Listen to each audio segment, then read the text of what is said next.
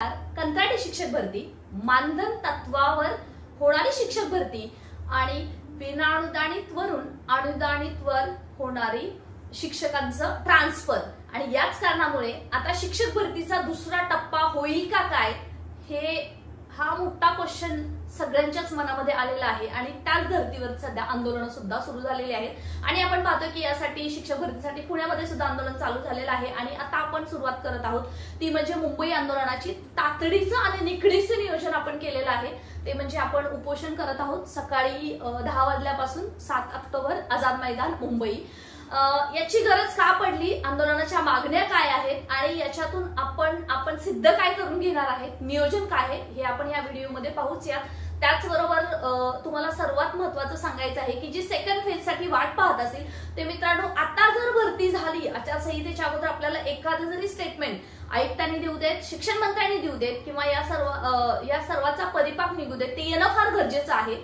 कारण जर आता आलं नाही तर येणाऱ्या काळामध्ये ऑलरेडी खूप एक्सेस शिक्षक होत आहेत हे समजणं गरजेचं आहे।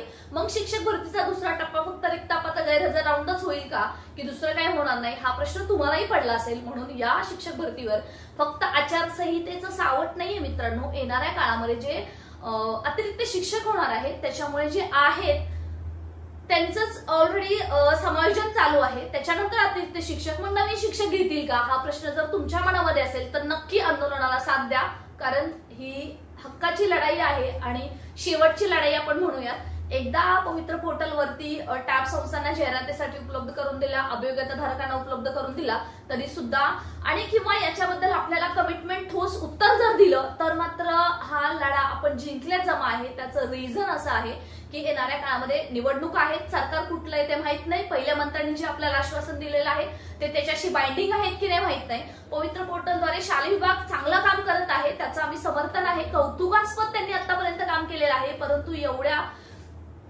अगदी म्हणजे नाही का लास्ट स्टेजवरती आम्हाला या सर्व शालेय प्रशासनाचं सहकार्य हवं आहे आणि त्यासाठी आम्ही हे आंदोलनाचं नियोजन करत आहोत।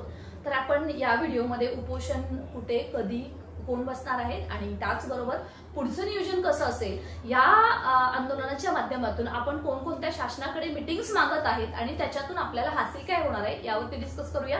शिक्षक भरतीसाठी तुम्ही दुसरा टप्पा असेल किंवा शिक्षक भरतीशी रिलेटेड असेल तर नक्की हा व्हिडिओ सर्वांपर्यंत शेअर करा आणि अर्थातच टेलिग्राम चॅनल सुद्धा जॉईन करा, व्हिडिओच्या डिस्क्रिप्शन बॉक्समध्ये लिंक दिलेली आहे। मित्रांनो, मी ऍडव्होकेट प्राध्यापक बालुशा माने, आपल्या सर्वांचं युट्यूब फॅमिलीमध्ये पुन्हा एकदा स्वागत। युट्यूबच्या माध्यमातून आपल्याला सर्वांपर्यंत पोहोचता येते हा सर्वात महत्वाचा आत्मविश्वास आहे आणि तुम्ही लोक याला चांगला सपोर्ट करत आहात त्याचा अभिमान सुद्धा आहे, कारण मित्रांनो हक्काच्या लढाईसाठी सक्रिय सहभाग आपण दर्शवलेला आहे आणि आता जेव्हा लक्षात आलं की आचारसंहिता अगदी तोंडावरती आलेली आहे, कधीही लागू शकते आणि दुसऱ्या टप्प्यातील भरतीचं भवितव्य अंधारात आहे, तेव्हा आपण तातडीचं आणि निकडीचं नियोजन, फणसे सर आहेत, तुम्हाला यांची ओळख करून होईलच आता येणाऱ्या आझाद मैदान आंदोलनामध्ये, कारण आता यांनी 10% जागा आणण्यासाठी सुद्धा प्रयत्न केलेला आहे, ते सुद्धा उपोषणाला बसणार आहेत। मी स्वतः शिवयुनिटी फाउंडेशनचे अध्यक्ष असून मी सुद्धा उपोषणाला बसत आहेत आणि त्याचबरोबर आमची अभियोग्यता धारकाची संपूर्ण टीम उपोषणाला बसत आहे। सकाळी 10 वाजल्यापासून 7 ऑक्टोबर आझाद मैदान येथे आंदोलन होत आहे, सर्वांनी साथ द्या, तुमच्या साथशिवाय कुठलीच गोष्ट पॉसिबल नाहीये।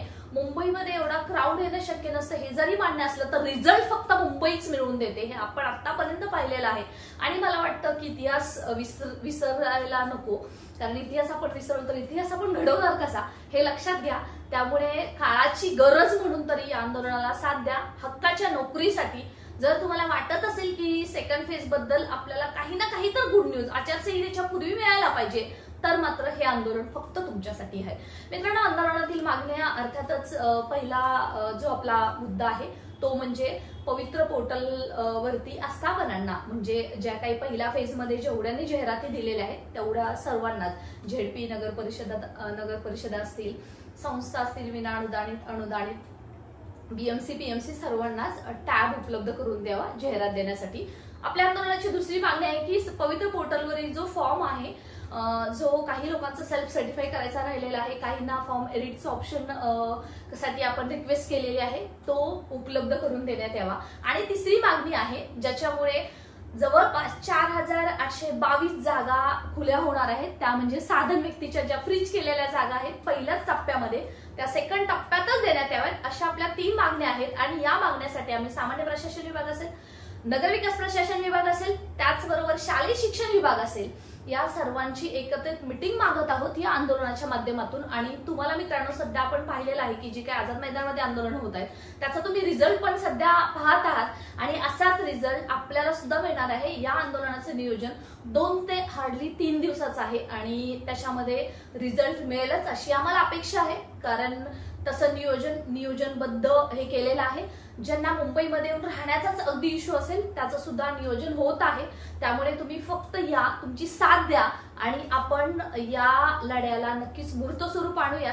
कारण हा जरी मी फेस असले तरी माझ्या पाठीमागे आपली अभ्यागतधारकाची पूर्ण टीम आहे, ती काम करत आहे आणि त्यांच्याच म्हणजे गरजेतून किंवा त्यांच्याच प्रयत्नातून आज हे आपण एवढं मोठं पाऊल उचलत आहोत आणि अगदी शेवटच्या टोकाला येऊन उचलत आहोत. अगदी आचारसंहिता कधी लागू शकते आणि सध्या शिक्षक भरती, पुढील भरतीबद्दल किती आपले मंत्री महोदय किती पॉझिटिव्ह आहेत हे आपल्याला माहिती आहे. आणि येणाऱ्या काळामध्ये जी कंत्राटी शिक्षक भरती चालू आहे, मानधन तत्वावरती जी शिक्षक भरती चालू आहे आणि आताचा रिसेंटली जो GR आहे विना अनुदानितवरून अनुदानितवरती जे ट्रान्सफर चालू आहे त्याच्यामुळे आहे त्या जागेवरती ऑलरेडी एक्सेस टीचर होत आहेत. मग शिक्षक भरतीचा सेकंड टप्पा फक्त रिक्त टप्पा तर गैरहजर राहून पहिल्यातला होईल का किंवा अजून दुसरा होईल हा प्रश्न तुमच्या मनात सुद्धा पडायला हवा. इतक्या दिवस थोडंसं आम्ही रिले होतो की ठीक आहे होईल, आचारसंहिता आली तर निवडणूक आयोगाची परमिशन घेता येईल. कारण लास्ट वीकमध्येच म्हणजे याच आठवड्यामध्ये मंत्रालयात मी जेव्हा शालेय विभागाशी सर्वांशी जाऊन बोललेली आहे, जवळपास अर्धा ते पाऊण तास चर्चा झाली, तेव्हा त्यांनी सुद्धा हेच सांगितलं की आम्ही नक्की प्रयत्न करतोय. परंतु ते प्रयत्न करतात आहे, परंतु जे सरकार आहे दिवसाला म्हणजे किती GR निघतात तुम्ही विचार करा. मग त्याच्यामुळे त्यांनी जरी प्रयत्न केले तरी जागा द्यायला पोर्टलला सध्या म्हणजे असायला तर पाहिजे. सध्या म्हणजे रिक्त जागा तर असायला पाहिजेत. सध्या पवित्र पोर्टलवरती आपण पाहतोय की म्हणजे सध्या आता टॅब उपलब्ध करून देतील, मग कधी देतील. सध्या SCBC आरक्षणचं काम चालू आहे. ज्या आस्थापनाकडे जेवढ्या जागा आहेत तेवढ्या पोर्टलवरती जरी दिल्या तरी सुद्धा कमीत कमी हे सुरू तरी होईल. त्याचबरोबर आपल्याला फॉर्म एडिटचा ऑप्शन सुद्धा हवाय. या सर्वच प्रॉमिनंट मागण्यासाठी आणि साधन व्यक्तीच्या जागा सुद्धा लवकरात लवकर देण्यात याव्यात. या सर्व मागण्यासाठीच मित्रांनो आपण हे मुंबईचं आंदोलनाचं नियोजन केलेलं आहे. आझाद मैदान सकाळी 10 वाजता 7 ऑक्टोबर. हा व्हिडिओ जास्तीत जास्त लोकांपर्यंत पोहोचवा. कमीत कमी 3 हार्डली 4 दिवसाचं हे आंदोलनाचं नियोजन आहे. त्यामुळे तुम्ही याच्यामध्ये साथ दिली तर मात्र शिक्षक भरतीचा दुसरा टप्पा होणार आहे. जर तुम्हाला असं वाटत असेल कोणतर लढतंय आणि आम्ही बघू, आम्ही लढायचं किंवा नाही करायचं आम्ही आमच्या पद्धतीने बघू, तर मित्रांनो हे खूप चुकीचं तुमचं नियोजन आहे किंवा तुम्ही खूप चुकीचा विचार करत आहात. जर तुम्हाला नोकरी हवे तर तुम्हाला आता याच्यामध्ये सहभाग घ्यावाच लागेल. मग तो कुठेही असो, पुण्यात असो, मुंबईत असो, कारण घरी बसून आपल्याला काही मिळणार नाहीये. अदरवाईज आपण अशी वाटच पाहत राहू आणि 2017ची जशी भरतीची वाट लागलेली आहे तशी आपली लागेल. म्हणून सर्वांनी जास्तीत जास्त संख्येने आंदोलनामध्ये सहभागी व्हा आणि आपण 100% रिझल्ट जर आंदोलनातून मिळणार असेल तो म्हणजे आझाद मैदान मुंबई आणि त्याचबरोबर पुणेमधून सुद्धा. सो मित्रांनो, जे अभियोग्यताधारक अगदी काटावरती आहेत म्हणजे अगदी 1-2 मार्कांनी राहिलेले आहेत आणि किंवा जे दुसऱ्या टप्प्याची वाट पाहत आहेत सर्वांसाठी ही शेवटची संधी असणार आहे. कारण आचारसंहितेच्या पूर्वी केसरकर साहेब आपल्याला काही ना काही याच्यातून देतीलच आणि द्यायलाच हवं असा निर्धार आहे. म्हणून या आंदोलनातून पूर्ण टीम आहे. याचबरोबर आझाद मैदानमध्ये येणाऱ्या काळामध्ये आम्ही जे काही उपोषण करते आहोत त्याचबरोबर त्यांची लिस्ट असेल ती सुद्धा हळूहळू अपलोड होईल आणि अशा पद्धतीचं थोडंसं प्लॅनिंग केलेलं आहे आणि याच्यातून रिझल्ट होईल असा विश्वास आहे. म्हणूनच याच निश्चयाने आपण सर्वजण यासाठी प्लॅनिंग करतोय. तुम्हा सर्वांना रिक्वेस्ट एवढीच आहे की प्रत्येकाने फक्त वाट बघू नका की कोणतर लढते आणि होईल आणि नंतर आम्ही बघत राहू. आणि आपल्याला फक्त एक पवित्र पोर्टलवरती टॅब जरी उपलब्ध करून दिला तरी सुद्धा आणि आपल्याला जी आश्वासनं जरी कंप्लीट करून दिली संस्थेसाठी, अभियोग्यताधारकांसाठी आणि आपली तिसरी मागणी, तरी सुद्धा आपण याच्यामध्ये जिंकणार आहोत. आणि त्याचबरोबर केसरकर साहेब जेव्हा हे मंत्री आहेत, उद्या इलेक्शन आहे, उद्या कोणते मंत्री येतील आपल्याला माहित नाही, मग हे आश्वासनं पूर्ण करणार कोण? जर जागाच नसतील तर जागा क्रिएट करणार कशा? हा सर्वच प्रश्न तुमच्या मनात सुद्धा असतील.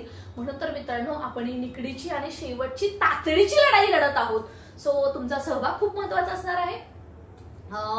व्हिडिओ जास्तीत जास्त लोकांपर्यंत शेअर करा. या व्हिडिओच्या डिस्क्रिप्शन बॉक्समध्ये लिंक सुद्धा आहे. टेलिग्राम चॅनल जॉईन करा जेणेकरून तुम्हाला अपडेट्स मिळत राहतील.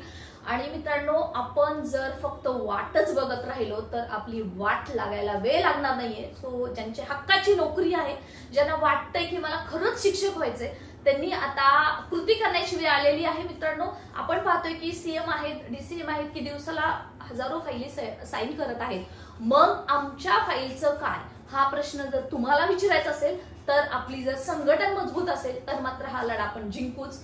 लढेंगे, जीतेंगे. कल भी हम लड़े थे, आज भी हम लड़ेंगे. कल भी हम जीते थे और आज भी हम जीते थे. जय हिंद, जय भारत.